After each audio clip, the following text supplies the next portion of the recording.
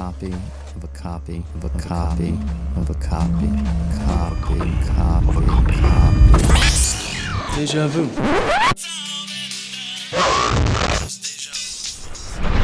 Deja Reviewed. Hello, everyone, and welcome to the Deja Reviewed podcast, where we talk about the original versions of TV shows that were later rebooted. This is season 1, which we're calling In the Zone, discussing the Twilight Zone. I'm Michael. And I'm Mark. And today we're talking about season 1, episode 14, titled Third from the Sun. I almost said Third Rock from the Sun, and I'm probably going to say that once or twice. Third from the Sun aired on the 8th of January in 1960. It was directed by Richard L. Baer, written by Rod Serling. Another episode we're seeing based on a short story, this one by Richard Matheson, which I did not look this up again, but I think he actually wrote one of the other ones that we saw, maybe just even last week's episode. The Four of Us Are Dying. It stars Fritz Weaver, Edward Andrews, and Joe Maross. There is a fifth dimension. Both shadow and substance of things and Suddenly up ahead, just you're moving into another dimension. Next stop, the Twilight Zone. Okay, so here's Rod Serling's opening voiceover from Third from the Sun. Quitting time at the plant. Time for supper now. Time for families. Time for a cool drink on a porch. Time for the quiet rustle of leaf-laden trees that screen out the moon. And underneath it all, behind the eyes of the men, hanging invisible over the summer night, is a horror without words. For this is the stillness before storm. This is the eve of the end. Ooh, good. And the IMDb description is: two families of government, capital G, government employees plan to steal a spaceship and travel to another planet just prior to a nuclear war. They must also deal with a stooge who wants to stop them. And that stooge was played by Edward Andrews. That was Carling. He was the government stooge that wanted to stop them. Yeah, you should clarify that's a government stooge. It was not Larry, Curly, or Moe trying to stop them. That's true. It was a government stooge. And for our regular listeners, we made an executive decision that we assume most people are watching the episodes before they're listening to this, so we're not going to go more detailed on the summary than that. Although this was one of the better IMDb summaries, I think. Agreed. Yeah, we figured that this is sort of an after show for a 60-year-old show, so we assume that you guys have watched this show. And I think we're probably going to be describing quite a bit of what actually happens in this episode along this. And now we just wasted more time explaining why we're not going to do a summary than if we had just done a summary. So let's get to it. But we're not going to do that every time. No, absolutely. But let's get to it. Let's get to talking about Third from the Sun. Yeah, well, we have nothing Dead to say. silent. I liked this one. We just come off of a couple of episodes that neither of us liked very much. And Agreed. In fact, the previous one I think may have been, in my estimation, kind of the worst episode we had seen. It was kind of uninteresting in about every single way. Agreed. That was the And Four of Us Are Dying. This was a welcome sort of return to form for the Twilight Zone.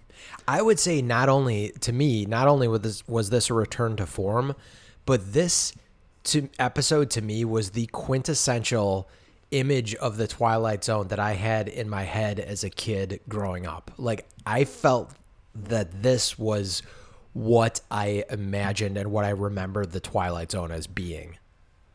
I totally agree. Yeah, right on the same. Like, it has the sort of the element of the sci-fi and space travel, and also the sort of twist at the very end. And those are kind of the things that as we've talked about on the show, a lot of the episodes have not been that way. Yes. But that's what my vision of the Twilight Zone before I started going back and watching all these was.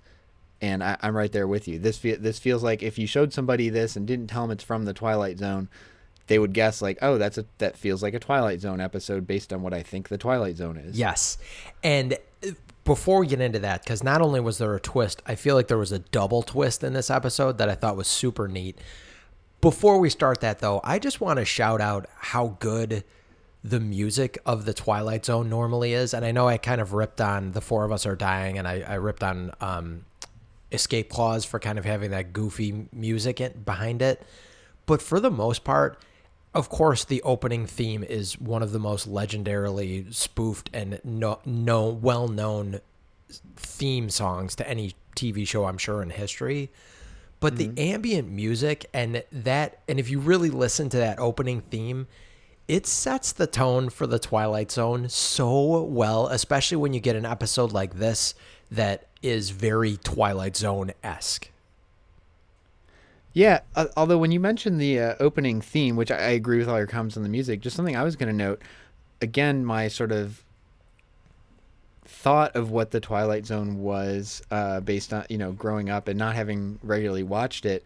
But someone said Twilight Zone, I immediately thought of the Right. which is not the opening theme music at this point. No. That comes in, I forget if it's season 2 or 3. Like, it's still from the first run. It's not just from the reboot, but it is not the music that we've heard to this point, which was just kind of like that struck me on our very first episode. I don't think I mentioned it because I was like waiting for that music from the Twilight Zone and it never comes. Yes, this theme, I'm just going to do a little piece of it with my mouth. It's like, wah, wah. Maybe I'll just drop this in here. If I remember that. I think maybe let's get a clip and you can drop it in. I don't think that was very telling to anybody about what it is. Okay, I will try and grab a clip of the Twilight Zone theme, the early theme. But it feels like that. It feels Twilight Zone-y. Even if you, and I'm glad you pointed that out, even if you didn't have that do-do-do-do-do-do-do, which comes later on into the series, you would recognize the opening theme, I think, in these early episodes as the Twilight Zone. I would suspect. So before we move on from the opening voiceover, which I had read, I wanted to note something else that struck me about this episode, and I actually did go back and look to sort of confirm my thoughts on this. This is the first time since the premiere, the episode Where Is Everybody?, that the voiceover doesn't give any names of people or objects. So most of the time, the voiceover has been sort of like, here's the protagonist and here's some distinguishing traits about them or what their job is, or in the case of the last episode, here's all the ways we hate this person. And they give these sort of character traits. The two exceptions were Judgment Night and When the Sky Was Open, but both of those kind of did the same thing, but with a vehicle. So they talk about the SS Queen of Glasgow in Judgment Night and give all its specs, and they talk about the X-20 experimental interceptor and When the Sky Was Open, and almost like make the vehicle the protagonist and kind of the setting for the story.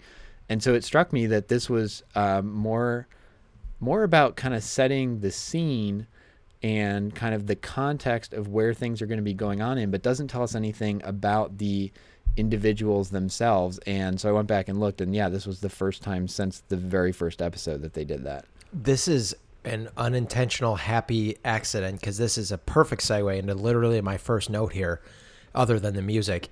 This had such a 1984 feel to it. The whole episode, when we first see Sturka, William Sturka is the kind of the main guy of this episode. He's working. And I'm just going to warn you, I'm going to get the names wrong throughout this. I could not keep their names straight. No worries. He's coming out of this factory, this governmental looking factory, and he's wearing a name tag that is just a numbered employee. He was just a numbered employee. And later on in the episode, he says to his daughter, who I did write down his name, Jody, that he's just a cog in a wheel of this government or this factory or his job. So that's probably why that first opening narration didn't reference them specifically, because it's fitting with that characteristic of them. Yeah, and I think also that it wasn't actually super important who he was, but it was important to get some of this context. And basically that opening voiceover doesn't tell us the details about, there's going to be a nuclear war, blah, blah, blah, but like very much sets the tone of like, okay, it's not just this guy. Everybody's kind of feeling this sense of dread because they know something bad's going to happen, and kind of sets that up So you don't just say like, oh, somebody like leaving their work and coming home. You're like, okay, what's the bad thing that's going to happen? And I think they use that to set that up instead. But I like your idea about them just being a kind of cog, and so it's a little bit irrelevant who they are. I'll say the downside for me, not even as an audience, because it didn't affect my enjoyment of it, but as somebody now doing a podcast about it, is I always like it at the beginning when they're like, here's our main character, here's the stuff about them, and I can like type that into my notes. Here's your And I important was like, what's this guy's name again? Employee 73? While you were just rambling on about whatever you were rambling on about, I was looking up the the writer of the short story that this was based on, Richard Matheson. I should have probably recognized this name because he wrote I Am Legend, what I Am Legend was based on. He wrote The Omega Man. He wrote he somehow wrote something that Family Guy based something off of. He wrote, we're going to see, I don't think this will spoil anything for you, but I'm sure you know what Nightmare at 20,000 Feet is based on in the Twilight Zone. Yeah, I think that, when we did Time Enough at Last, we said there's basically like two sort of iconic episodes everyone thinks of, and that's one, and Nightmare at 20,000 Feet being the other. I think the reboot of Twilight Zone that started last year, the Jordan Peele produced one, I think their very first episode was a remake of Nightmare at 20,000 Feet. He wrote Stir of Echoes, which that Kevin Bacon movie was based off of. Oh, yeah. He has written for The Outer Limits, so he's written for Amazing Stories. So this guy clearly has a type. Amazing Stories also in the process of being rebooted by Spielberg. Oh, that's right. He wrote for Star Trek. He wrote for The Girl from Uncle. This guy, he wrote for the Alfred Hitchcock Hour. So this guy definitely had his niche with this. So, and I did not see exactly, I'm sure he wrote for 14 episodes, I believe, or 2 episodes. I take it back, that were actually based on it. Well, he wrote for 14 Those episodes. are almost the same. But 2, he wrote a short story for. So I'm going to try and find which other one he actually wrote. But those are some pretty solid bona fides as a sci-fi and suspense writer. I mean, even if, like somebody who just got to write multiple episodes of Twilight Zone or The Outer Limits or Alfred Hitchcock Presents, like those would all be pretty stellar credits. And to kind of cross between all those plus Star Trek plus all the other things you mentioned, that's a solid writing career. I was able to find this. So the other one that was based on a short story by Matheson was And When the Sky Was Opened, which we liked a lot, which I found very horrifying. And I really liked it. Just to spoil a little bit, I really, really liked this episode a lot too. And then he wrote 14 episodes beyond that we're going to see. We haven't seen anything yet, but he's going, including Nightmare at 20,000 Feet. He actually wrote the episode. So we're going to see a lot of him, assuming we continue with this podcast. And he is apparently pretty prolific back in the day. I wonder if, I'm just speculating based on the resume you just gave, but if he had done a couple of short stories that they liked so much they adapted, and if they reached out to him like, hey, would you like to be a staff writer and come like write for the show itself? Don't you love how we just speculate on all this stuff that we could have looked up before? But I think about it the second I start talking about these episodes. I believe when I signed on to this podcast, my vow was I'm not going to do any outside work. I'm going to watch the episode and then record, and that's it. So whatever research we do during the episode is all you're going to get. Well, that was Matheson's, the short story that this was based off of was him, and it led to more Twilight Zone work. Has the director of this done any more Twilight Zone, or did they? I don't believe he. I'm looking right now. Talk amongst yourself. He had directed. Where are we? Twilight Zone. Come on. This guy has a pretty long list of things that he's written. Let me jump to director. Oh, while you're looking through that, yeah, I was going something. to say I got not confused, but I read the opening scene where they're coming out of the plant. I actually initially interpreted it the wrong way. I thought they were coming into the plant and having their IDs checked, which I just thought was interesting. The kind of setup there and the idea that like they're checking who's going out. Like I Yes. would like if somebody who got in there wasn't supposed to be, I guess they'll catch them on the way out then is the plan. That just seemed a little That's Costco's strange. plan. It kind of is. Hey, did you hear the new Costco thing is apparently some people are up in arms because now you won't be able to use the food court without your member card. Yes, I'm up in arms because Costco got rid of Cholula and now has gotten rid of their take and bake pizzas by us. So we're very upset. I did find this. He did direct 7 episodes of The Twilight Zone. This is the first we've seen. So we have not Okay. seen an episode directed by him yet. Well, I was asking because I liked the direction. I thought the performances were good. I thought the approach to the episode, the sort of mood created and everything was well done. I thought it was a well-directed episode, but it was also super stylized, more than we're used to seeing in the Twilight Zone. It like a lot of the for the one person maybe listening who didn't watch the episode beforehand, there's a ton of just canted angles, nothing shot level, some wide angle distorted shots, and it reminded me of Perchance to Dream.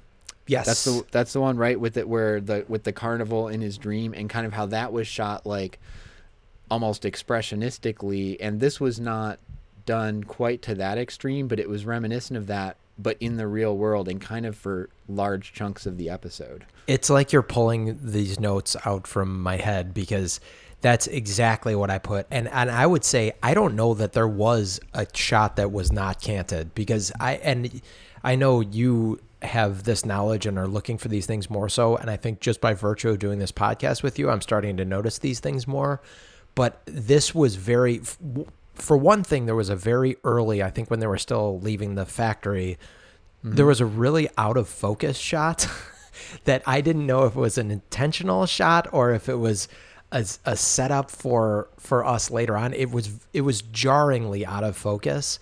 So I couldn't have imagined that it wouldn't have been, although I guess, you do have a timeline that you have to shoot stuff in and maybe you don't notice until the editing process. But yeah, but usually we could argue in terms of like the Hollywood industrial production model, like whether it's good or bad in terms of the variety of perspectives we see and the types of stories that they're willing to tackle and stuff like that. But in terms of just like basic execution, like get the shot in focus, Hollywood is really good at that. Yeah.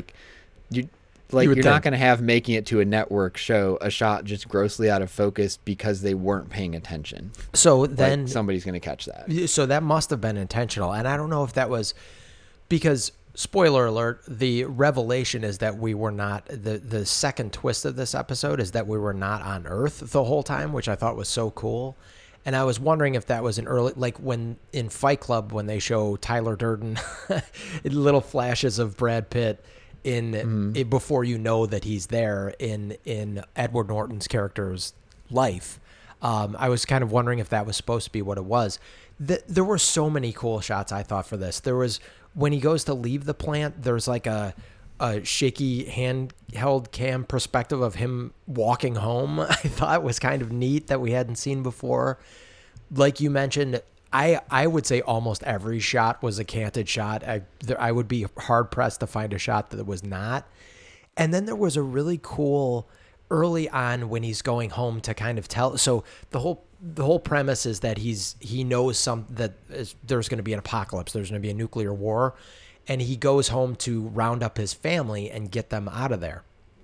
And like get them out of there off planet. Right. And I'm glad you said that because I feel like that was the first, and that was almost exactly halfway through the episode because it seemed like they're just going to run and try and get, I don't know, out of the city or do the typical thing that you would do if you feel like your family's in danger. And then almost exactly 12 minutes into the episode, there's this revelation that they're leaving the planet. They're stealing this spaceship from their factory and leaving the planet. And then at the very end, you find out that the planet they're going to is Earth. So we were fleeing from whatever planet they were on to go to Earth. And it was such a neat layering of twists, I guess, on it.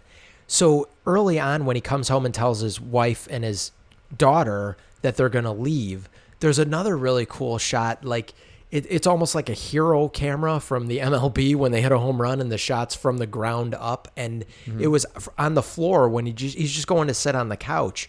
And all of these shots, the canted angles, the hero shot, the shaky cam walking home, there was just this really disorienting kind of menacing feel to it, which I thought was great. Yeah, actually, the still I grabbed to go out on our Twitter when we post this episode, or when we post this podcast, the still from the episode is that low angle shot when he's sitting on the couch talking with the wife and daughter, and it's like canted angle and this sort of low angle looking up, which is cool. Something that is just an interesting sort of tech thing about that is in those low angle shots you see the ceiling, and that's part of why you don't see those shots a lot in sort of weekly TV shows where they're building new sets and stuff, because it means you have to build a ceiling to the set. Yes. And also you can't get like your lighting rigs in there as well. Yes. So. There, just my last thought on how this was actually shot. In that same scene, just after he's talked to told his wife and kid what's going on, his daughter walks toward the camera and there's like a credenza or something in the foreground, and there's these two knickknacks that are kind of framing her that are way in the foreground that are just almost like obelisks that are it's just very menacing and I thought it was very unique. And for me to notice something like that, because I'm usually paying more attention to the plot and the acting and that kind of stuff because that's more my world, but the fact that this stood out to me, I thought made this episode really neat. It made me feel smart or something. Well, I'll be curious to see what this director does with future episodes of The Twilight Zone, because it did really stand out with just the stylization of it. I do have one more shot that I do also want to call out, actually. Wait, before you call it that shot, can I just say the very first shot? Of course. This is a few episodes I don't know if a few, but at least a couple episodes in a row where they've started with the Twilight Zone intro kind of always ends with the star field, with the Twilight Zone title. And this is the second episode in a row where then they've like tilted down from the stars and kind of dissolved into their first shot instead of just kind of a hard cut. And that's actually, I was thinking, that's been a theme is the wrong word. That's been a motif in a lot of the episodes, that they start with something kind of higher up and we like tilt down into the scene, which is not unique to the Twilight Zone, but it's definitely kind of a go-to visual device for them at the start. Yeah. That's a good point. And I don't know if it's because this one was, we've kind of lamented a little bit, like, when are we going to get to aliens and stuff? And that maybe that's part of the choice on that this was kind of one that was based on the stars. Although you're saying last episode they also did that. Yeah, the episode we didn't like, The Four of Us Are Dying, it kind of started up there and it tilts down into the skyline of the city. So it's like almost tilting down from the sky above the city right to the city skyline and it's at night. So that one made pretty logical sense. True. This one, you're right. There's a thematic connection about they're going to be fleeing to the stars, but it tilts down to like, daytime bright in the desert. So it's not a sort of visual match as much, and they just dissolve between the two. What was the other shot you wanted to hit? And there's two more. I'm sorry. So Mike would actually just like to comment on every shot in the length of the episode. So there was a classic. So one of the ideas they have when they flee, they're going to flee with Sturka's coworker and his wife as well. And he's going to basically, he's a pilot. So they invite them over to play cards, and they're going to abscond in the night and take off and steal this spaceship to get out of the planet. So when they're playing cards, there's another one of those cool like shots from beneath the glass table. Well, actually two shots. So the first time they're doing it, they have this very That 70s show when they're stoned and the camera's in the middle of the table and just spinning around to each one of them as they're playing cards and kind of looking back and forth. I thought that was neat. And then Carling, I think is his name, the goon, comes and is basically checking on them because he knows that they're going to take off. So he's kind of checking up on them, and Sturka's coworker has written the plan. He's like, where are we? Jerry is the coworker. Jerry has written their destination on this napkin or a piece of paper, and it has it on the table. That was the reveal that they were leaving the planet, which is super cool. But he's got it on the table, and Carling, I think is his name, comes into the house, and he's like, just, of course, being suspicious. Yeah, Carling. He's being suspicious. And so Jerry flips the plans, essentially the map, over, and so it's facing down. And then we get that shot again from beneath the glass table, and you see Carling kind of looming over them. Jerry's holding, hiding it from him. I thought it was really, really neat. And I thought you were going to mention the shot I made a note of, where I love the design of it and the blocking, was just after that. So he had flipped it over, and then on the back of the map, Jerry starts writing. He's like calculating who owes who money from their card game, and Carling picks it up to look at it. And there's this shot where he's looking at those numbers, and the camera's in front of him, so we're seeing the map. Like, it's like builds this tension. All he has to do is just like sort of wave the paper or flip it over accidentally or something, and he'll see the map. I thought, like, well, the paper looks pretty see-through. I think he could probably tell there's something on the back of it because it's like written in heavy black marker. But it was a great shot design, kind of like really foregrounding how close he is to finding them out. And I was waiting that whole scene. I didn't know how it was going to play out. Like, is he going to flip it over? Or I actually thought maybe he kind of already suspects there's something on the bottom, and he's like playing with them a little bit. I didn't call it out specifically for the shot, but I did specifically write down, I loved the intensity of that moment when he's standing there holding the map, and we see that the map's on the other side of it, and you're looking into Carling's face. I did call that out because I think it was great. It just wasn't as much for the shot. It was just for the intensity of that moment. I thought it was great.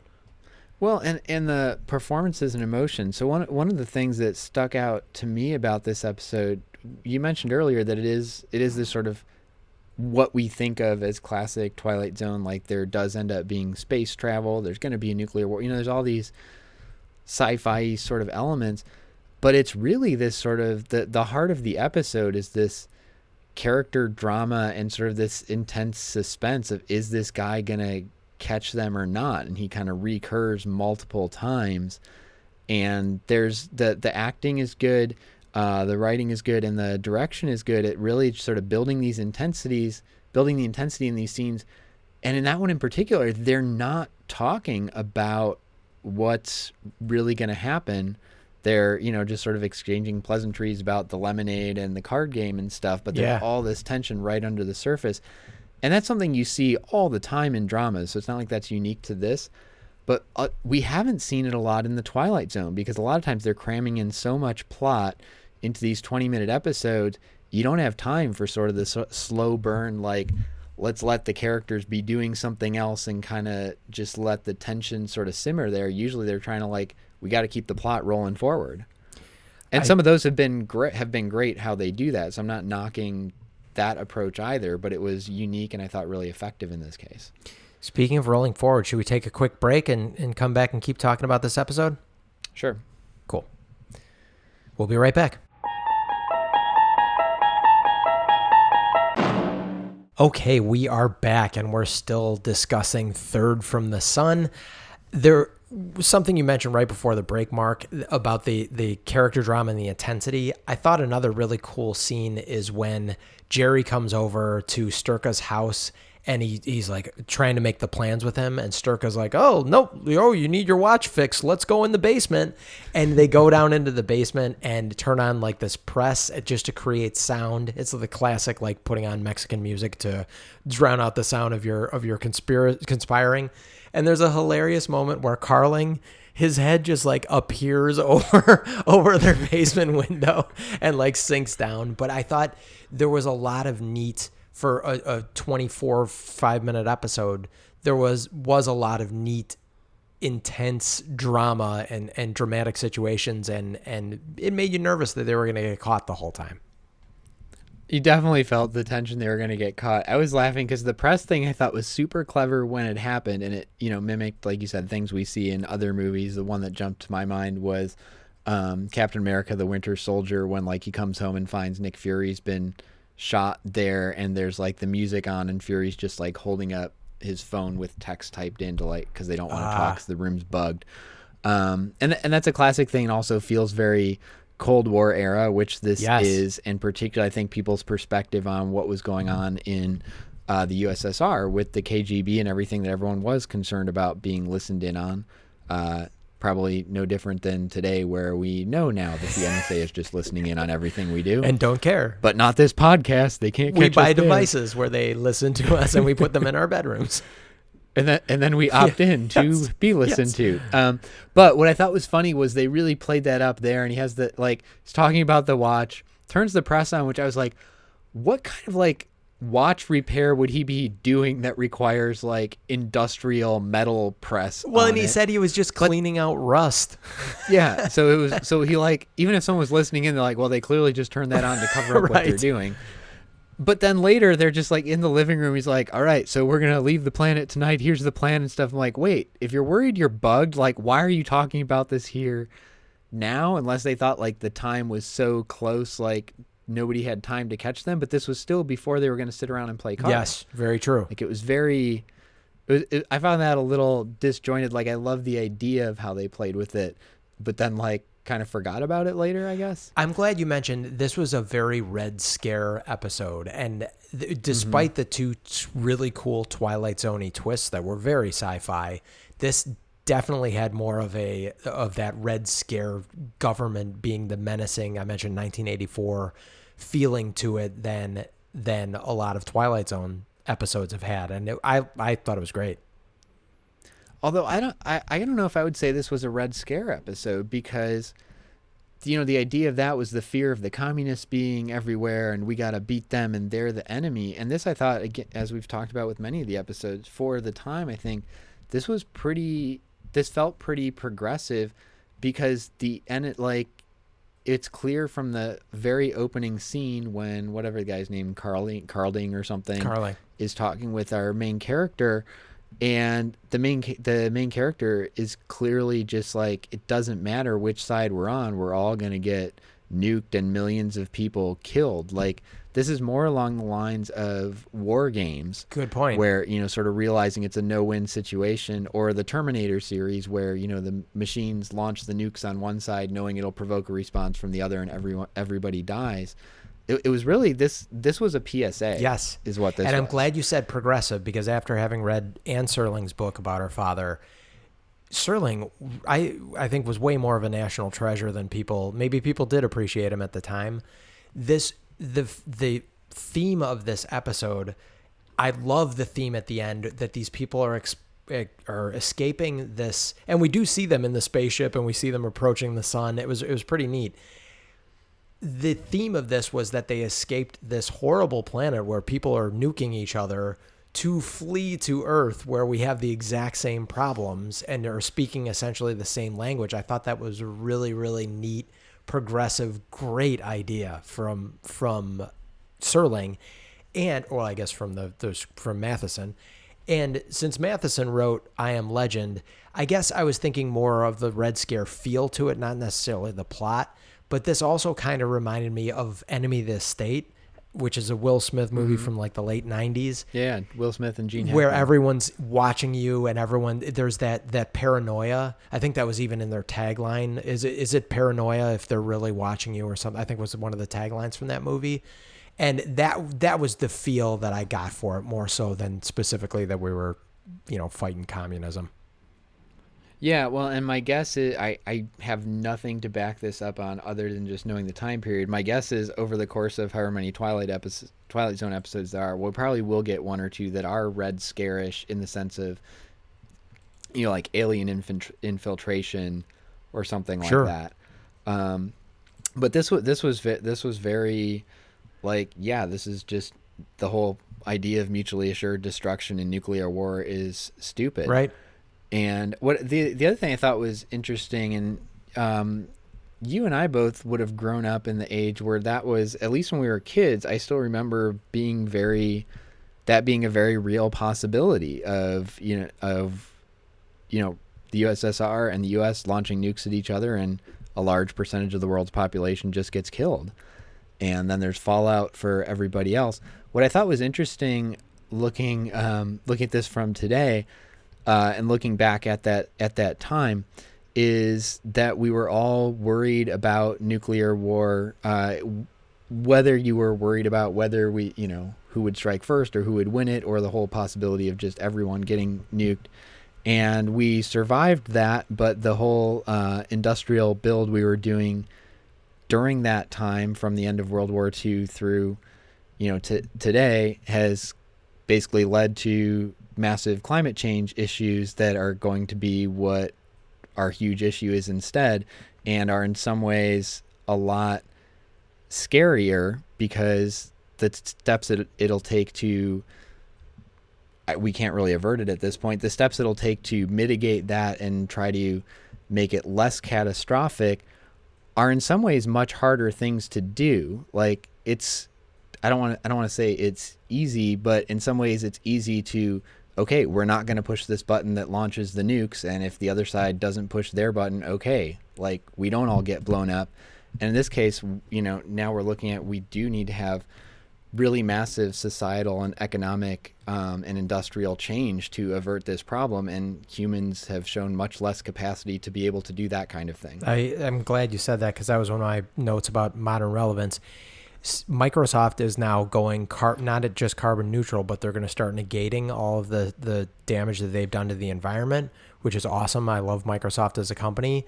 I'm assuming Apple's just going to step in and double their pollution that they're doing to the economy to make up for Microsoft.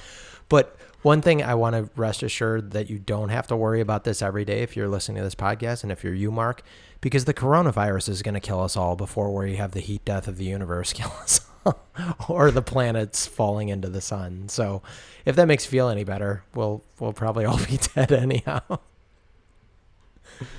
I'm not sure that does make me feel better. I did just see that this will, I guess, date the episode so people kind of know when we recorded it, but I was seeing stuff in the news today, and Japan, I guess, just closed their schools for a month as a kind of quarantine, try to, minimize contact with other people sort of thing.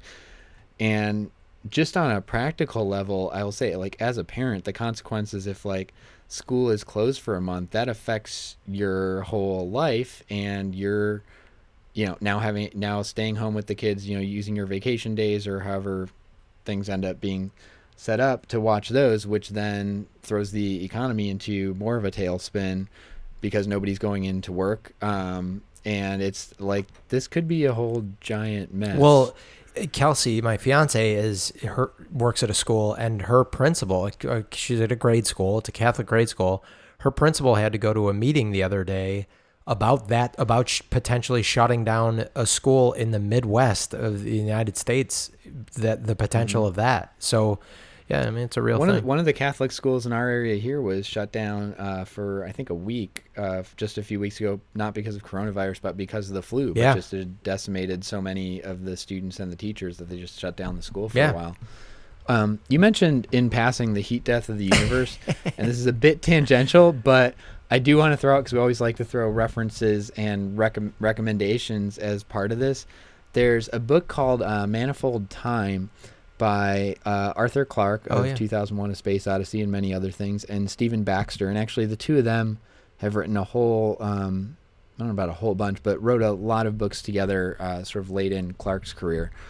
And there's another one of those that's one of my favorite books called The Light of Other Days, and it's fantastic. If you're not super into science fiction, it's a great kind of entry point into science fiction that's pretty accessible and not too long and really interesting.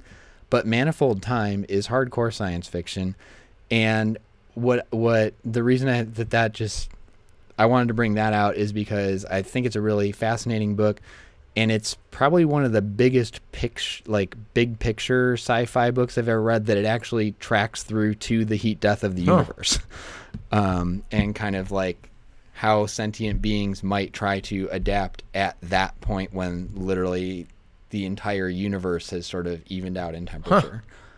So that's a recommendation, but that is the recommendation for the hardcore sci-fi fans. That is a pretty intense book. If I am doing a good job editing this, I will make sure to put a link to that in the show notes. Yeah, we should note for anybody who, depending where you get this, if you're just getting it on Spotify or Apple Podcasts or Google Podcasts or wherever you go, that's great. Thank you for listening. Mike has been doing a pretty good job over the last few episodes of, as like we tend to reference a lot of things, and if you actually go to our webpage, with the description for each episode, you can also find links to all the different things that we talk about. So thanks for doing that work, Mike. I think that's actually really handy for anybody who's listening, like, oh, what was that book they talked about? Or that No, you're movie? welcome. So, especially the more obscure stuff. I've at least been trying to pick up. One other, speaking of those, what's this Terminator movie you mentioned? one of the other things that I should mention, now that we're talking about links, that also had that feel that I mentioned, Enemy of the State, the Will Smith movie. Very Pelican Brief-y to me. That sort of government is the bad guy. Literally, the antagonist of this whole episode is the government man, the government goon or stooge, I guess they called him, the government stooge. It was. I just wanted to complete that thought by also mentioning the Pelican Brief. That sort of paranoid, oh God, everyone's watching us, and it was neat because at the very end too, when they go to. Not the very end, but when they go to actually steal the ship from the factory, they're waiting for their guy that's going to let them in, and they do the classic, the guy shines the light, they shine their flashlights, and of course the guy walks up and it's Carling, and there's a great moment where he like shines his flashlight at his own face, like as if in case you weren't sure that it was Carling, and he has a gun, and they knock him out. And speaking of which... Hey, well, we've talked about not having sort of active female protagonists, and the protagonist here is not female, but... Carling is sort of, he has the gun on the two guys, and they're sort of like got their hands up, and he walks by the car, and Eve, the wife, like bangs the door open and like knocks the gun out of his hand and basically like knocks him out. And then Jerry, that was great. Well, I think the finishing blow was Jerry grabs the gun and pistol whips him. So, and that's funny. I'm glad you... But yeah, it's the scene where often you would see, even in movies today, where the hero has to step in and fight the bad guy, and the damsel in distress is literally kind of just hanging out in the background, not like helping. Doing nothing. It's like, get in here and help. And she, they were basically screwed, except she sort of faints like she's getting out of the car, and then really uses that moment to their advantage. And then I feel like he deserved a pistol whipping. He did. That was probably appropriate at that There point. was also, I'm glad you mentioned that, because that segues into the fact that this was kind of, I feel like, the first fight scene that we'd seen, because when they go to board the ship, Jerry like kicks some guard in the chest, and the other guy punches some guy out. Sturka punches some guy out as they're like boarding the ramp to the ship. You'd think they just locked the ship, but instead they had guards. No, they like leave it there with the ramp Right, down, yeah. and apparently like fueled up for takeoff, Right. ready to go. Yeah. Also, I was wondering if this was basically Area 51. I mean, obviously we're not on Earth, but they kind of drove through the desert, it seemed like, a little bit to get to this space where the ship was parked. I think that was supposed to, at this point, we're still not supposed to know it's not Earth. Exactly. And I think we're supposed to think it's an Area 51 or a Los Alamos, because they're sort of working on this nuclear issue. And it was just the idea of like the sort of secretive government research base out in the desert. Exactly. Which kind of makes sense. Whatever planet you're on, you'd put your secret research place like out in the middle of nowhere where people aren't going to kind of stumble across it or Right. accidentally wander through. You mentioned the fight scene. I have to note here that that probably was our first fight scene. I thought it was hilarious that after all the build up and tension of everything, of like, are they going to be able to make it off planet? Once they knock out Carling, it's super easy. They like crash through the gate. They like go up, disconnect the fuel hoses. These guards come up who are armed and yet somehow like immediately dispatched. It's like maybe 20 seconds for the whole them stealing the ship, getting into the ship, and taking off. And that didn't bother me. Like, I feel like this episode was not about the heist, Right. and like how they actually get the ship. It's about the ideas and plot surrounding it. But it was amusing to me that after all their worries and stuff and all the tension before that, the actual process of them going and stealing the ship, I kind of would have liked it better if there weren't any guards there. Because they're like, I guess there probably would be guards. We don't have time for a real fight. We'll just have them run in, like take one hit and go flying away and be gone. Well, it was even easier than that because Carling actually helped them because he unlocks the gate. And when he goes and approaches them, and I thought it was so funny because the gate is unlocked now, but still kind of closed.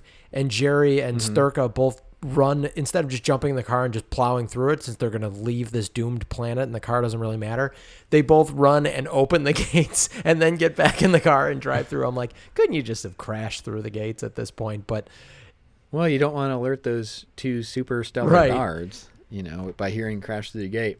You mentioned the twist here, and this is going to seem like going off topic, but I'm going to come back to that same scene. As you know, one of the things I'm always trying to do is take notes on like where I thought the episode was going. And at the beginning, I was kind of curious because the voiceover talks about this sort of the sense of doom and dread, and then the first scene between Starka and Carling, I still can't get these Carling, names no, right. you're I right. don't know. Sturka, Carling, and Jerry. Sturka and Carling. Okay. There's the first conversation between them, and they talk about there's going to be nuclear war within 48 hours. Starka clearly isn't sure about the wisdom of it all. He mentions, millions of people are going to die regardless of how it goes. And I was like, okay, this is a war, the war game sort of theme, and what makes this sort of Twilight Zone-ish. And my guess at that point was that they're going to go through with it and everyone dies. Like the world does sort of just kill everybody. But then pretty early on, and you mentioned the twist halfway through that they're leaving the planet, I thought that was telegraphed pretty well. The first time he says they're leaving, I'm like, oh, they're leaving the planet. They already mentioned Jerry is a pilot for some sort of experimental aircraft. It's going to be a spaceship and he's going to take off. So that to me didn't feel like a twist. Where I thought a twist was coming, which turned out not to be, was at that scene where Carling finds him, they has apparently taken out their contact and shines the flashlights and goes and meets him. I thought he was going to insist that he gets to go with them and save himself. And I really thought that's where it was going until kind of the moment where he's like, we're getting into the car and we're going to go see the authorities or whatever he says right before Eve knocks him over with the door. But that was the twist I thought was coming that didn't. But I thought the fact that I even thought that was coming, I think is testament to just how strong the sort of tension and uncertainty was in this episode, where no one really ever can say what they're actually thinking, and they're always kind of talking around things, particularly Carling. Yeah. Because I've praised this episode so much, I do want to point out two kind of dogs that were in this episode. When they're driving to the when they're driving to the Area 51 equivalent, it seemed like the car was probably just up on rollers. And the car is clearly on a stage and they have this low shot so you can see the wheel spinning, and the wheels clear it's like the front driver's side tire is clearly just on a roller and spinning really fast, and somebody, there's some stagehands behind kind of shaking the car a lot. And I appreciated actually that they're going for, it's a different angle than you usually see of a car in a TV show. Usually it's sort of like through the side window or through the windshield, kind of seeing the characters, and it was this different angle. And I'm imagining somebody there wait, we'll put it on a roller and then we can see the wheel and we'll see it's turning and it'll really look like they're driving. No, it looks like you're on a stage with the car on a roller. And what it looks like. I will give them credit in that shot though too, because I thought it was lit really cool. It had this, it still kept that menacing feel to it. I feel like they lit it from below, from within the car. So it still was a cool shot, but it was just so hilariously out of place with the car up on those rollers. And I made a note of the same. And again, same thing that you said. praised a lot of this episode. I thought the direction was really good, and that was one where I'm like, oh, come on, guys, you're better than this. And then the other thing, the actual ship looked so hilarious. It's whatever like the reverse of a matte painting is when the object is just painted on the screen is what it looked like, which is a shame because the whole rest of the visuals I really, really liked in this episode. And then the ship just looked so insane to me. What I thought was clever about the ship, and I agree with you in terms of the execution of getting this ship shown on, recorded on camera. The ship looks like a UFO, and Yes. and I will say I still didn't predict at that point like they had a lot of little bits that kind of, in hindsight, like the Sixth Sense or something, where you like see it and like see the twist, you're like, oh my gosh, I got to go watch this again, and you watch it again, and you're like, how did I miss all these hints? That they said it was an experimental aircraft, and I saw that, and I was still literally thinking like, okay, so maybe the government had actually captured a UFO and was copying their design, or maybe because it's experimental, they're like, let's just try a flying saucer. But then it totally fits that, like, no, this is an alien civilization that comes to Earth. When we've seen a flying saucer, maybe it was this flying saucer that came to Earth. I thought that was smart. And I the other one that jumped out at me was the design of the phones. I mentioned the same thing. He has a red phone for 1960. Yeah, and it looks close enough to how we think of a phone being designed that you're not like, well, clearly this is an alien phone, but it definitely stands out as like, this is not what real phones looked like in the 50s or 60s here on Earth. So again, in hindsight, you're like, oh, that was a nice little touch with the production design. I Great did like call. the idea that people that like, however this civilization evolved, not only did their sort of dominant life form evolved to look exactly like humans, but they, somehow came on to the same ideas about how clothes should look and wearing neckties and stuff like And that. speak English. And they do call that out specifically, that when they're talking about they're like, where are we going? And he's like, it's this planet, it has life on it. They speak a language that's almost exactly like ours. And so they did at least try and justify some of that, but you're absolutely right. And the language thing wouldn't have bothered me so much. I mean, we've seen plenty of shows and movies that are set in a foreign country, and they just have them speak English because it's made for an English-speaking audience, and we get that. Chernobyl, which I watched last year and loved. I'm in the middle of it. The miniseries. great. Oh, it's super depressing. Yes, it's hard to fantastic. watch, but it's fantastic. Yeah, man, another one where you're like, how close we came to a much bigger disaster. A planet-ending disaster. Yeah. Yeah, oh my gosh. And kind of like, and very easily could have gone that way. Like There were I some don't wanna- brave people. There were some brave people, and I don't want to minimize their contribution, but there are also things where it's like basically accidentally we got saved. Yes. We're like, somebody made a decision not based on the actual Intelligence. knowledge, and it Right. happened to work. But what? Where was I going with that? Oh, the language thing. So I was okay with that. The outfits and stuff. That I was a little. I get what they're trying to do. They want us to think it's Earth, so that's fine. Right. But it was a little cheesy. Something I wanted to mention. I know you've been fascinated in many of these episodes with the sort of vastness of space, Yes. which is fascinating / scary / all sorts of things. And something that I thought was a mistake when it came up, but then by the end of the episode was willing to give them the benefit of the doubt on, was when Jerry draws out this map and like, here's where we're headed. It's this planet. It's 11 million miles away. And at this point, we still think we're on Earth. And so I like stopped and like, that seems really close for another planet. And I looked, so that's like an order of magnitude farther than, actually a couple orders of magnitude farther than the moon, which is about 240,000 miles away. But that's an order of magnitude closer than even Mars, which is our closest planetary neighbor.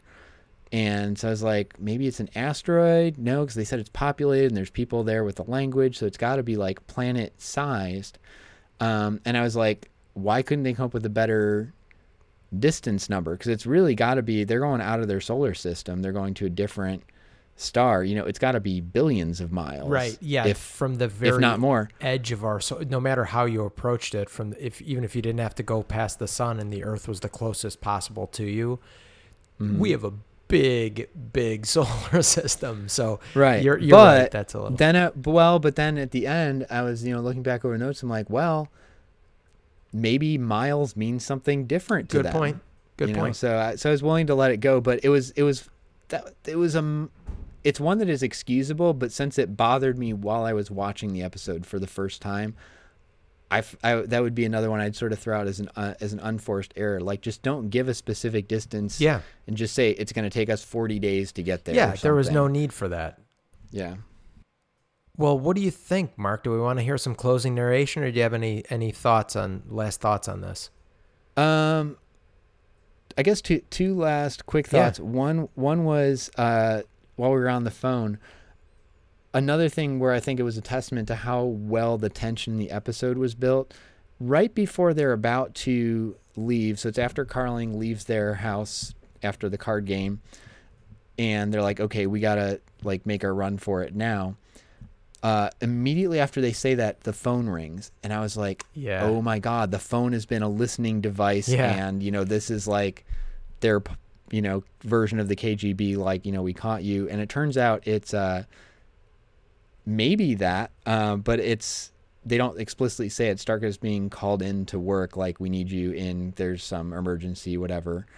And but there's the tension when the phone started ringing. I was like, wow, they've really done a nice job building this paranoia into the episode so well. Especially for me, because I get stressed out when my phone rings just at any time, because I feel like it's very intrusive that people call me. So if my phone rings at all, I'm like, why aren't you just texting or emailing me?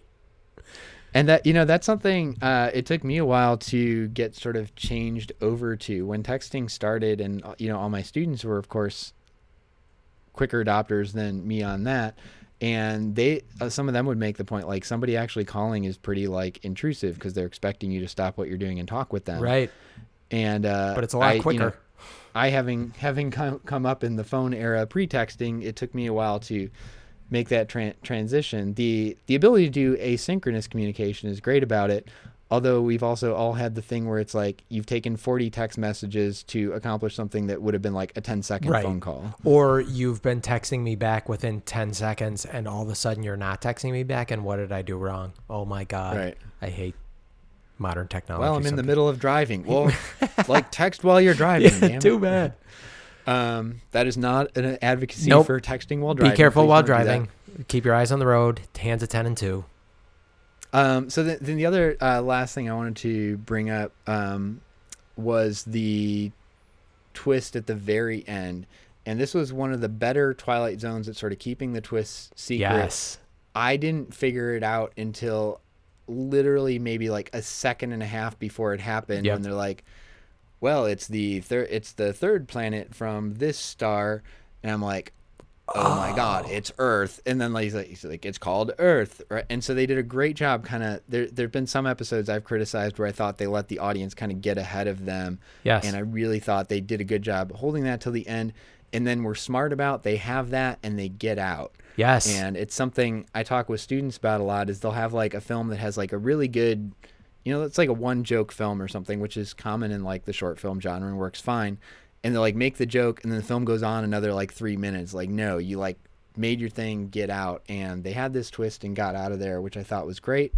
That's what SNL And has been for the last 30 years, right? I mean, honestly, don't give me, and I feel like SNL is kind of experiencing a little bit of a renaissance, but I feel like they have a really hard time ending sketches because, and frankly, I've written plenty of sketches. It is hard to end sketches, but it's when you do have that one joke and you're like, here's a bunch of different ways we can do that same idea or joke.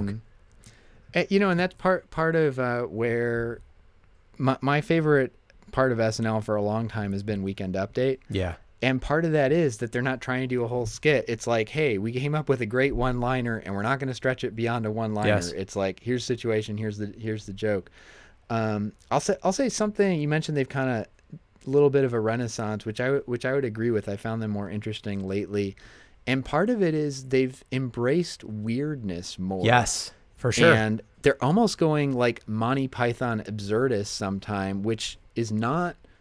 I don't want to say not traditional SNL, because SNL's been around forever and has gone through lots of different waves, but it's very different than SNL 10 or 15 years ago. Yeah, they did have Gumby as a character. So yes, they have done that, but I think you're completely right, and I think that is accurate to say that that's not what you think. For the same reason that we've seen a lot of Twilight Zone episodes that we don't consider traditional Twilight Zone episodes. There are certain things that SNL is known for, and political humor is for sure at the top of that list. So that's why Weekend Update, even in the dark kind of years of SNL, Weekend Update has still been consistently good and consistently funny, I think. Yeah, and part of it is the political, and part of it too is like they've, there are enough smart people on SNL that they should always be able to come up with some good like 1 or 2 line jokes, coming up with something that is strong enough to carry a whole 5-minute sketch on that keeps you interested for the whole 5 minutes is quite difficult. For 45 years coming up with those different ideas, that you're right. Yeah, whatever you think of their ups and downs, I mean, the fact that they have kept that show going for that long, yes, successfully, is pretty impressive. Yeah. I guess my last comment on this as we get to the sort of end of our discussion of it, and as we got to the end of the episode, was, if I have a bad thing to say about this episode, which I also quite liked, it's that this wasn't one that left me thinking in the same way that some of the ones that we've liked the most did, where I had a lot of different issues to process. Obviously it's talking about the stupidity of nuclear war. I know you're going to do the voiceover, and it says a doomed planet on the verge of suicide. But it does it in a very PSA type way. It's not something to debate or think about the ramifications of. It's like, yes, clearly that's stupid. And they do a great job building to the twist with like a jump surprise, like, look, we're the alien planet they're coming to, and you thought they were leaving from Earth. And the twist was effective and it worked. So again, I'm not knocking it for those things, but it was one like, once I had gotten the twist, like, oh, that was the surprise.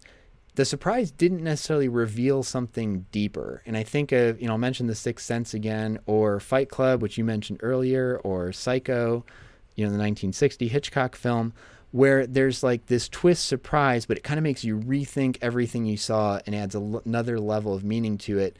And this time it was like a twist like, look, we tricked you, but it didn't make me process what happened earlier any differently. I'm like, well, if they were on Earth, it would be the same thing. It's still stupid to do this, and you still should try to flee the planet. Sure, but so that was, again, I'm not saying it's a bad episode for that, but I'll say it didn't bring profound thoughts to me the way that some of the best episodes have. Sure, but I do think that specifically the nuclear annihilation of Earth we have seen handled before in Time Enough at Last. And that was definitely like a okay, everyone I know and love is gone. I'm the only person on this planet. This definitely had a much more serious tone. And I do think thinking about Serling's message that, hey, they fled this planet only to go to this planet where the threat of imminent nuclear war is a constant thing that people have to live with. And there's duck and cover drills and all that stuff.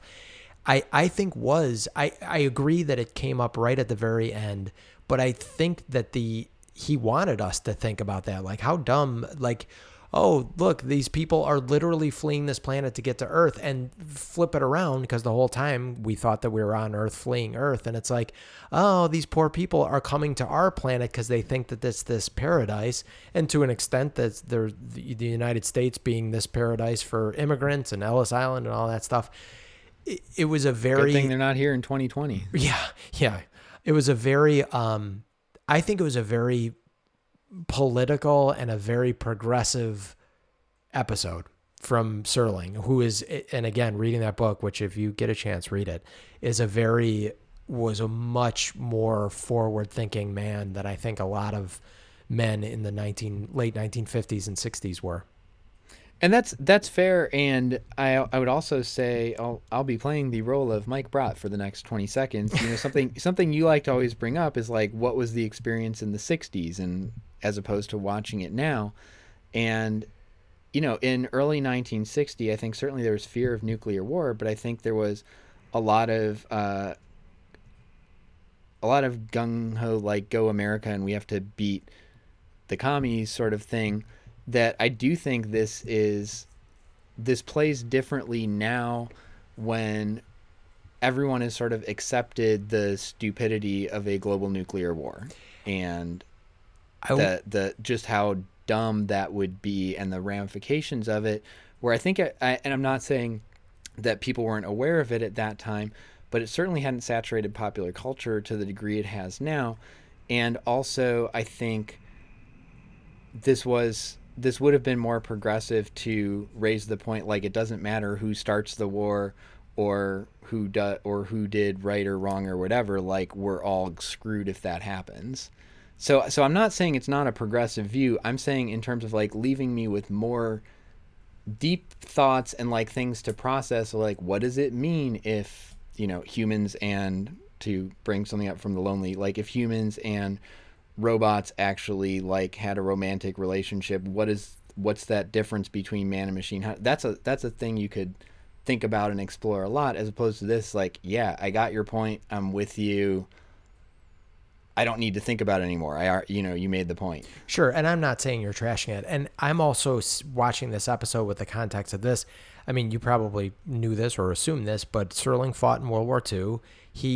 And from his letters home to his parents at that time, you could tell that he was kind of like, what the hell is wrong with people that were actually fighting wars? Like, why? How can we not figure this out? That this is the only way to settle global conflict.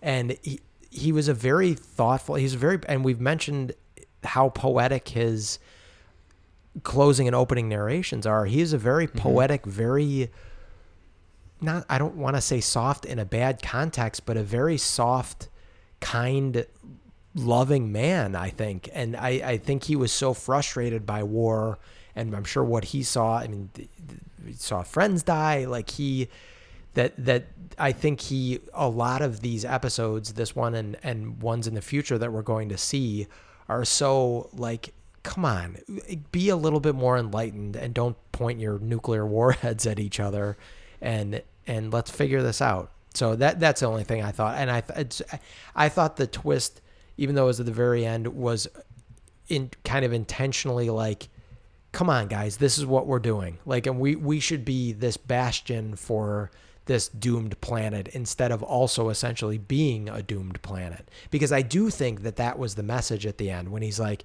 I think that's the reason it was such a shocking reveal. And because it's like, oh, they're kind of out of the frying pan and into the fire. If you're coming to Earth, like, we're probably going to nuke each other at some point too. So I thought that there was a very good, interesting political message there. And I'm not saying that you're not saying that, but I really liked it. Yeah. And, I think the World War II thing is interesting, how that would inform your viewpoint, having experienced that. I'm thinking of 1917, the movie that had just come out about World War I. And one of the things when we came out of that was just obviously a lot of war movies, you come out with sort of the futility and waste of war. Mm-hmm. And that one, particularly looking back from at this point, like World War II, I at least I understand more the justifications for it, and particularly I don't think these weren't all things that people were aware of at the time, so I don't know how much they were the justifications for getting into or being in the war. But you're like, okay, looking at what we know about the atrocities the Nazis were committing, like a war to stop them, if that's what it took, okay. World War I, you come out of 1917, and I am not a historian.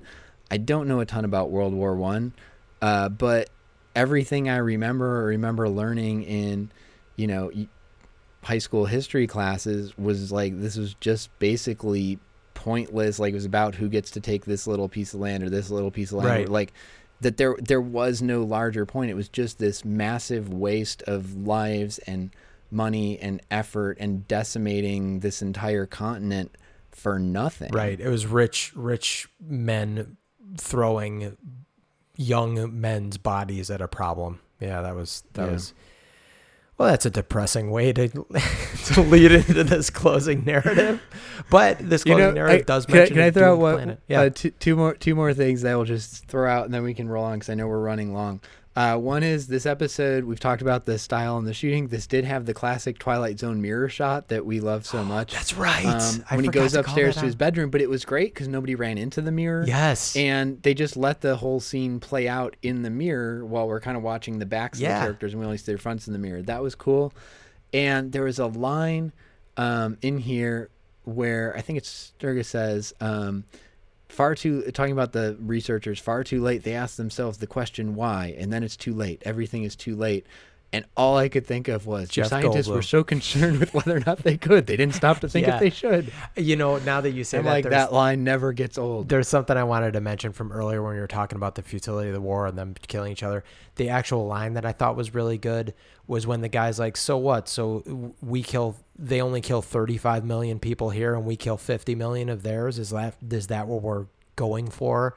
And I thought that was a neat and well-written line, because when they're talking about everyone launching their missiles all at the same time, like, are we just trying to win the numbers war of how many people we kill versus, because 35 million people is a ton of people that would be killed on our side too. Still, it was No, neat. that was a great line and really like sums up the whole idea of the mutually assured destruction model super well. Like, yes, even if you win the numbers game, it's a huge loss. Yes, exactly. All right. How so depressing. Now that we're all depressed. Well, on the bright side, you know, this is being made in 1960, and looking at this 60 years later on, obviously there are still nuclear concerns, and nuclear war has remained a possibility. It looks like maybe Russia and the U.S. are going to start ramping up their nuke production again, which would be such a step backwards. And obviously we have North Korea to deal with, and worries about what's happening in Iran and stuff. But it actually feels like we've made progress since 1960. I will say I feel more calm about nuclear war than I did when I was a kid, when it really seemed like any day could be the day that we just go at each other. And I feel like humanity kind of took a step back from that particular catastrophe while we have waged plenty other ones. That actually seems more optimistic than perhaps the perspective in 1960 was. I know this isn't a politics podcast, but I will say the one negative about this is I never felt like the United States, that I could sit and say that, oh, we're the ones who caused this nuclear war. Like, now I'm worried that it's going to be our foolish leadership and aggression that is the first to push the button. And I did not worry about that in any presidency in my lifetime before this one. So, but we only have hopefully a year left to. That's absolutely true. I'll share, Mike, I don't know if I ever told you this, but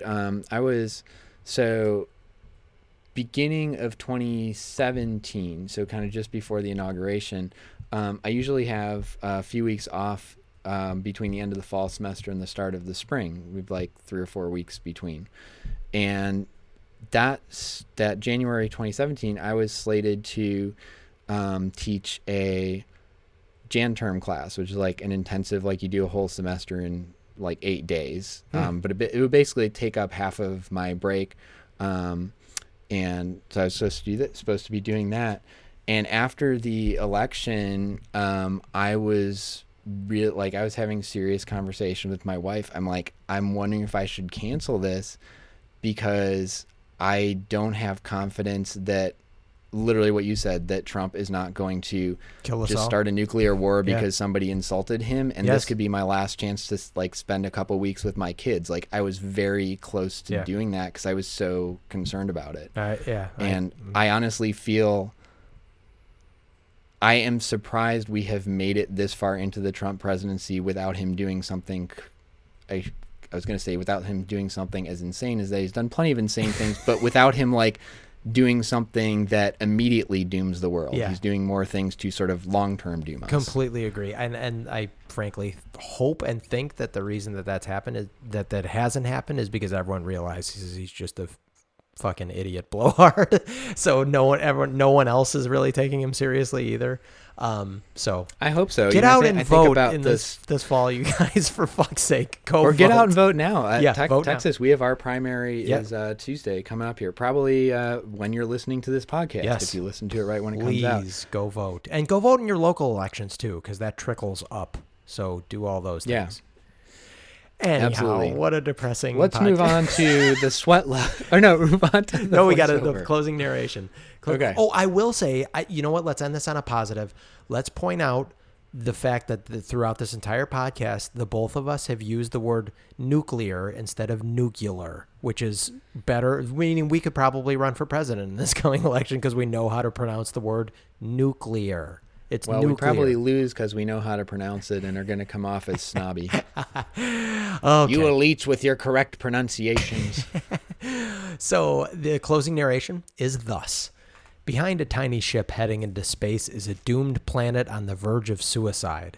Ahead lies a place called Earth, the third planet from the sun. And for William Sturka and the men and women with him, it's the eve of the beginning, in the Twilight Zone. You know, based on everything we just talked about, what would you have thought about if he said, you know, behind them is a doomed planet on the verge of suicide. Ahead lies a place called Earth, the third planet from the sun, perhaps also a doomed planet. I would have add loved something that. else in like that. I think that would have driven... This is yet another episode we need to just Punch up. make a few little tweaks, remake. I think that would have been, if I know Serling, that might be what he wrote, and maybe the FCC was like, "No, for real," and maybe they're like, that's a little grim. Like we're not going to allow that. That is certainly, I don't know that, but I'm just speculating. But I think that would have been a great thing, and I bet is what Serling was thinking when he wrote that. I don't know. So since we had mentioned Fight Club twice in this episode, there's a very similar situation in that they talk about in one of the commentaries, and I honestly, for the life of me, can't remember which one made it into the movie. But there's two line. There's a shot where Helena Bonham Carter falls back into bed. It's like overhead of the bed, and she like falls back into bed with Brad Pitt, and like they just had sex, and has a line, and I think the original line. Although I might have it backwards, was I want to have your abortion. That's the one that they left in the movie, I think. That's the one that's in. Okay, so I know then the one you're the original the original line was I haven't been fucked like that since grade school. Yeah, that's the and one. the studio's they cut. like, you need to change it. Okay, and they were like, okay, well, whatever we change it to, that's staying in. Yeah. They went even worse. I'm pretty sure that though. Maybe because that's such a legendary Hollywood story that maybe I'm flopping. Yeah, and I can't remember which, but in either case, like maybe Serling needed a similar sort of deal. Like, okay, I'll take that out, but whatever I put in, then he puts in something, you know, like lies a place called Earth, which is about to be doomed because the U.S. government is stupid, or you know, like does something even more offensive. And you know what? Now that I'm picturing it, to preempt all the things, I think I have it the other way around. I think I haven't been fucked like that since grade school is the one that made it into the movie. I think that's the one that made it I think in. you're right too. Okay, so don't call and yell at us. So sweat level, Mark. Let's rank this bad boy. We've had a couple of low ones lately. This was higher. Yes. There was a good amount of sweat. Carling especially, and he does mention it's a warm day. He's in a seersucker suit, and he was pretty sweaty. Yeah, although right from the get-go, when they come out, there's the first conversation with Sturka and Carling, and it was interesting. It's like two shot of both of them, and one's from like closer to Sturka's side, and the other's from closer to Carling. And on one side they're like dripping sweat, and the other one they're totally dry. Yes. So maybe the two sides of their face even out, and I'll give it like a 5 or 6. I'll give it a 6. They were pretty sweaty. Okay, let's say, because I had a 4. That was probably low. Should we say a 5? Let's say a 5, because yeah, it is a hot day, but they're all sweaty even when they're like in the house playing cards. The one time I noted that they're like not terribly sweaty is when Carling shows up during the card game and they're all super nervous that they're gonna get caught, and even commenting on the nervous, and nobody's sweating. I thought the same thing. So I think I don't know how that factors into our rating, but I'm bumping it up because part of the rating to me is like, was the amount of sweating inappropriate? Right. And it was not appropriate because they weren't sweating when they should have been. Fair enough. All right, let's rate this. I dug this episode a lot. Like I said, this is not one of the ones that made me here in 2020 think deep thoughts after as much as some of the others, but I really liked most of the things about it. I'm gonna go a 4. I could probably be talked into a 4.5. I felt pretty good about this. Okay, let's do a 4.5 because I have this as a 5 because I do think that this is a quintessential Twilight Zone episode. And I think when I'm thinking of these ratings, just so you guys know, what's in the back of my head is this an episode that I'm like, oh, you got to see this episode? And this is one of those episodes that I'm just like, this is what the Twilight Zone is. I think it was well directed. I think it looked very cool. All the different stylized, the canted angles and all that stuff. Mm-hmm. The double reveal, because I remember I saw this probably a year ago. I kind of vaguely remembered this episode, and then when we were going through it, but I barely remembered till 5 minutes till the end. I'm like, oh yeah, now I remember what's going on in this one. And so it was a pleasant reveal again, and that says a lot to me. It says that I need to. I think that's fair. In terms of, would this be one like you're like, oh yeah, you got to go see this one? And I would say that. So I'll bump up to a 4.5. Okay. I think we can average out there. Let's call it a 4.5 then, and put this one in the books. Which is really nice. Again, after a couple episodes we did not like, to see something that we enjoyed watching. Yes. As much as we did. This was a great one. This was episode 14. All right, Mark, are you ready to guess along what next week's episode is going to be? The title is I Shot an Arrow. I shot an arrow into the air. And it came down, I know not where. Shakespeare wrote that, I believe. Like Perchance to Dream. Sure, that sounds legit. I don't know. That gives me nothing. I guess I'm going to go back to the original saying about something goes up and you don't know what happened. I'm going to say it's something to do with unexpected consequences. Like somebody does something expecting it to have one effect, and it actually has this whole ripple of other effects, sort of butterfly effect-y kind of thing. Which is but also no time travel. That's a super vague description. That's but also sort of what I'm monkey's gonna go with. paw-esque irony that we've seen multiple times before. Yeah, well, and I'm going to stick with my monkey's paw irony just being part of every episode, because that gives me better odds. Okay, we will see next week. Thank you all for listening. This was Deja Reviewed. Next week's episode, as we said, is episode 15 of season 1 of The Twilight Zone, titled I Shot an Arrow into the Air. Feel free to leave us a rating and a comment wherever you're listening to us, or you can find us at DejaReviewed.com, and we hope you tune in next week. Deja Review. Deja vu.